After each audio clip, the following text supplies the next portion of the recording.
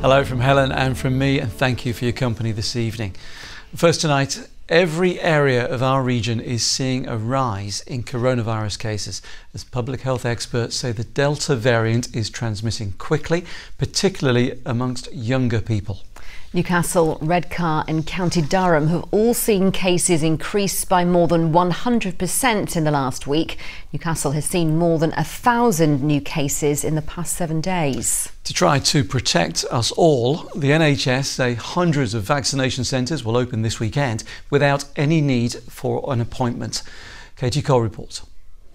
A race against time to get people jabbed and protected. Unfortunately, cases of COVID are rising again. The Delta variant seems to be very infectious and cases are picking up. Newcastle has the highest COVID rate in the region. More than 1,000 new cases in the past 7 days. At the city's basketball arena, now a vaccination centre, the doctor running it is concerned. We are seeing a rise in people going to hospital as well. And I think we have to remember that infections spread by people who aren't vaccinated. It's spreading fast among young people, seen this week with school closures in County Durham. At Framwell Gate, 400 pupils and staff are self-isolating after 37 positive cases. The Delta variant is growing in this country exponentially. The problem with exponential growth is that over its period it's doubling, it keeps doubling. And we're in that doubling phase that is starting to do this now, going up vertical. Wembley Stadium meetings and, Scotland, England games certainly have not been good for stopping transmission with people going into pubs.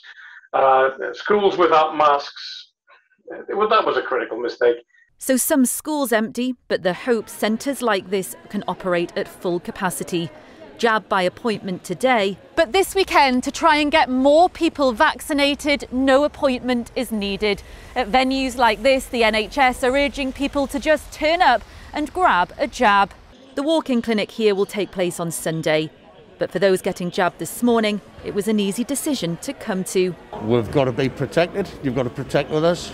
You know, your working environment, you want to protect your work colleagues, your family members. So it's very important to have both of them. I'd recommend everyone gets it. Been lucky enough to not have COVID through this whole pandemic. So I think if I can get another barrier to just shield me from that, then, happy days for me. And while this is all a big step towards normality, health officials stressing that as cases rise, restrictions must remain in place. We know that masks work, we know that hand washing works, we know that social distancing and meeting outside where possible are all still really important. It's a little bit about for the greater good, and we need to remember it's not just about ourselves personally, but about how we're helping the population at large. And if we can do all this, then maybe our Freedom Day, set for July the 19th, can go ahead. Are you driving? So the vaccination clinic here is over for the day, and it's looking a little bit more like a basketball arena again. But it will change over the weekend. Basketball will be taking place here tomorrow, but on Sunday afternoon, this vaccination centre will open once more. 2,500 jabs are going to be available, and that's for over 18s, whether it be for your first jab or whether, if it's time, you can come and get your second jab. Now, you don't need to book an appointment, but the advice is to check your individual council websites for information and for the specific times. Of course, it's not just in Newcastle. There's going to be these pop-up vaccine centres opening across the region. For example, the Gala Theatre in Durham, the Linthorpe Surgery in Middlesbrough and the Burnholme Sports Centre in York. The target, of course, is for this Freedom Day for all adults to have had their first dose by the 19th of July.